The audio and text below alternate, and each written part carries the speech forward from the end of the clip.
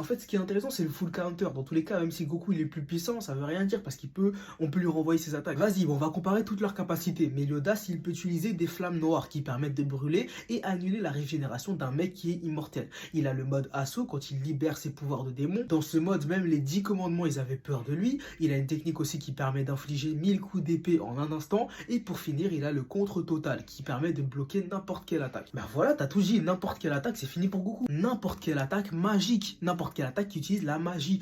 Déjà, donc, est-ce qu'on considère que Goku, il utilise des attaques magiques? Il utilise de l'énergie, il utilise du ki, pas de la magie. Et même, imaginons que ce soit de la magie. Le contre total, il n'est pas total du tout. Il ne permet pas de contrer les attaques physiques, donc les coups de poing, ni les attaques indirectes. Imaginons que Goku fasse un Kamehameha sur la planète pour la détruire, même s'il le ferait pas, ça, Meliodas pourrait pas le contrer par exemple. Il ne peut pas non plus contrer les attaques qu'il ne peut pas voir, donc déjà avec les niveaux de puissance tellement différents, Goku pourrait juste éteindre Meliodas au corps à corps, et en plus selon moi, ces attaques elles ne sont pas magiques à Goku. Et Meliodas ne peut pas contrer les attaques qu'il ne peut pas voir, et Goku il est infiniment plus rapide que Meliodas. Goku il a traversé Namek en 2,9 secondes à l'époque de Namek, donc il peut le split beast en ultra instinct.